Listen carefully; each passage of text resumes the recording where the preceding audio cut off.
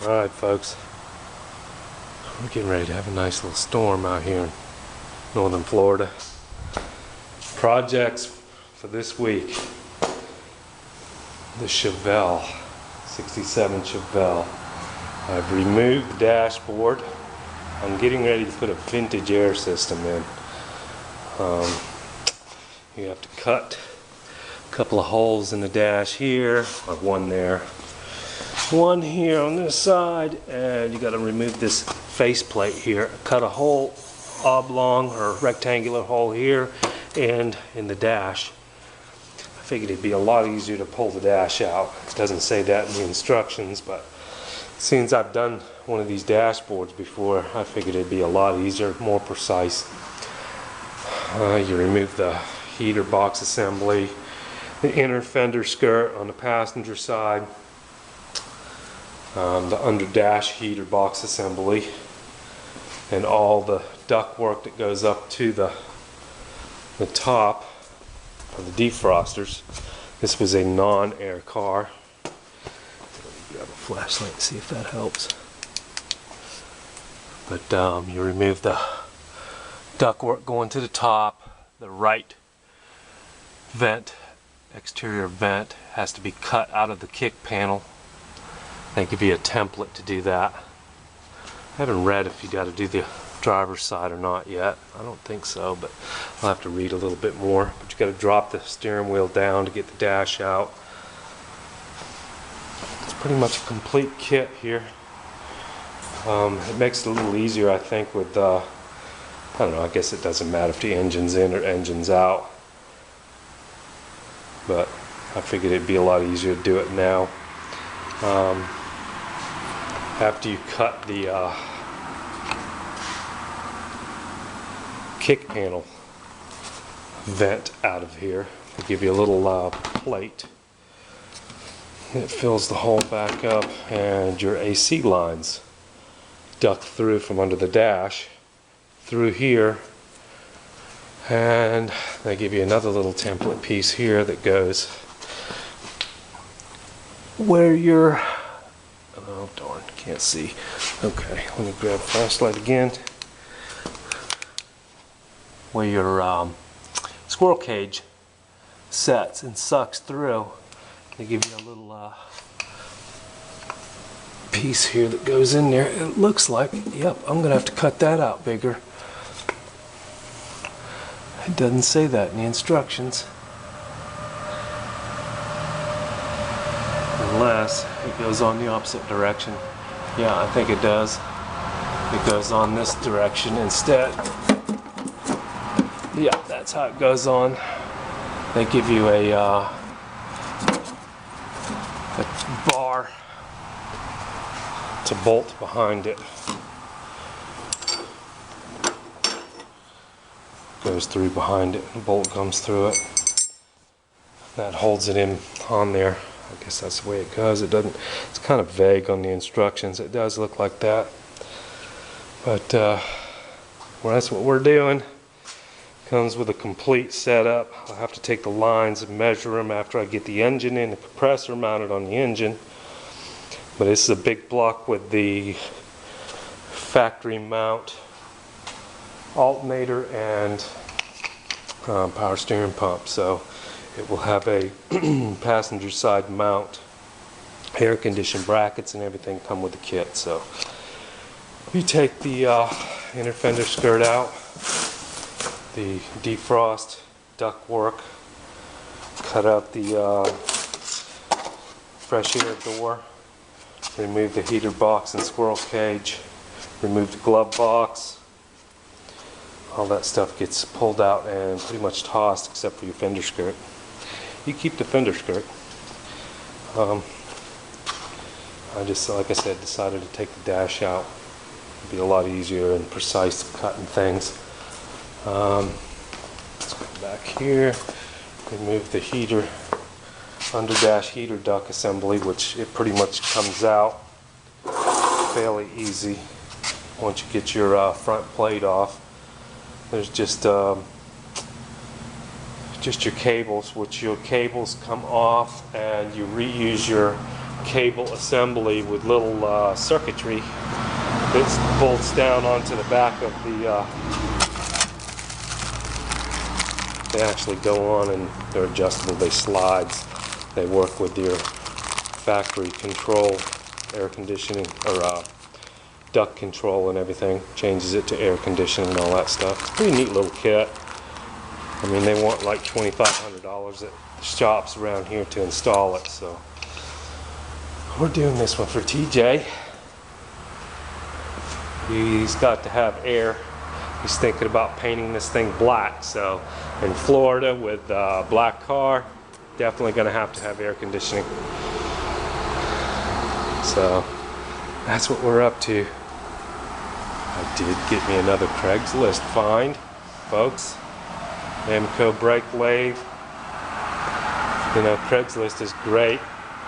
This was purchased brand new by an old guy that used it literally one time. And he had a downfall and died from cancer, and it sat in his shop, and his wife gave it to the neighbor, and the neighbor sold it to me for a real nice price. I paid $700 for it. I think they list new for a little over $8,000. And like I said, it was used one time. You know, some of the cones and stuff had a little bit of surface rust on them. I've got to go through and polish them up a little more, but pretty much all the cones had a little bit of surface rust on them from sitting. He had it sitting out. So it's still a nice machine. I needed it. It actually, you can turn flywheels with these. I've done it before, and they come out pretty good. The newer they are, the better. It's when they get, you know, people drop or slam rotors and heavy things down on them shafts, is when they get out just a little bit, and you can't turn flywheels no more, because then they'll shutter your eye teeth out. But that was one of Craigslist finds. Came with the table and all. He made a table to fit it. I mean, look, my shop is covered with junk. There's TJ's heads. Set of Corvette heads, 702s. I think they're 100cc chamber, if I remember right. I'd have to look them up again, but pretty sure they were 100cc. And we're working on those, just taking some of the high spots out of the ports, cleaning them up, taking some of a little bit of ridging out of there. Cut the seats already. The seats were nice. Somebody had already installed hardened seats, but all they just needed was a little cut on them. And the valves, cut them. I don't know if I already did these or not. I think I have. Yes, I already have. I've already cut these valves. They've been sitting here for a couple months. I need to get on his engine too, get that done now that we've got everything for it. But this is going to be my project for a few weeks here. Get the motor done. He had the trunk replaced, trunk pan. Guy replaced the trunk pan in it. Did a pretty good job, but he sprayed it with some rubberized stuff, and my wife was just back here. She said, yeah, everything is sticking to it, so not good at all. I think TJ said he was going to make him take it all back off. He didn't like this stuff. So yeah, starting to get some stick in here, but car's looking good. It's going to be a nice driving car when we get done with it. Got our tranny done. Here's the pile of engine parts.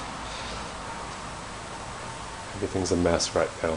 My shop is a disaster. I've got a Toyota Tacoma tore all apart that somebody hydraulic locked and shrunk the rod a little bit, or a lot actually. They tried to start it.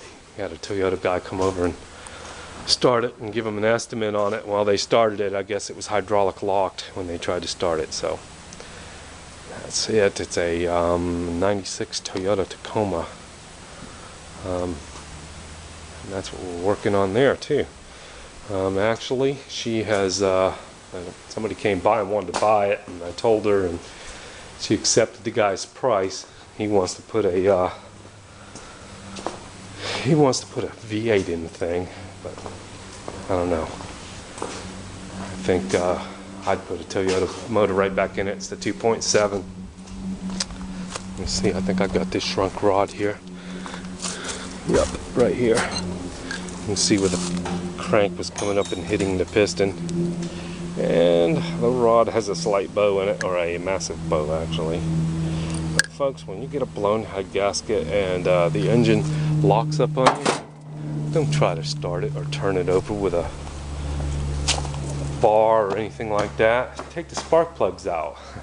It's simple. I could have saved that motor with just a head gasket job, but I guess that's the brakes. Now it has to be, well, depends on what that guy wants to do with it. He's probably going to rebuild it, or I don't think he's going to rebuild it. He wants to put a Chevelle motor in it.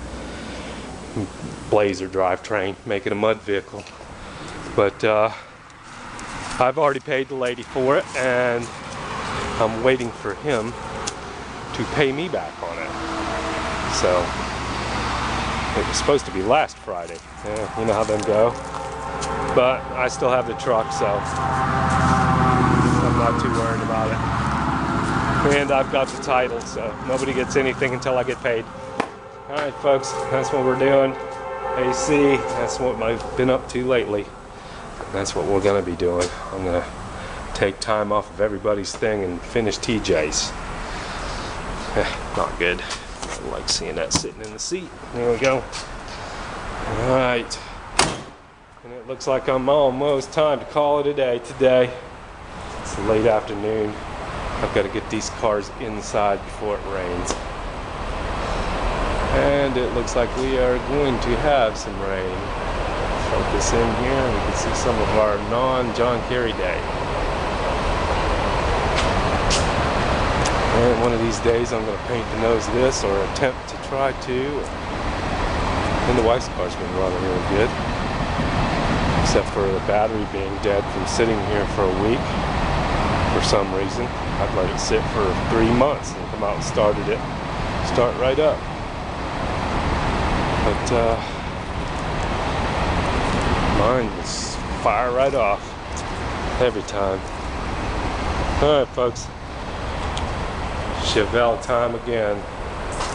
Y'all take care and thanks for watching.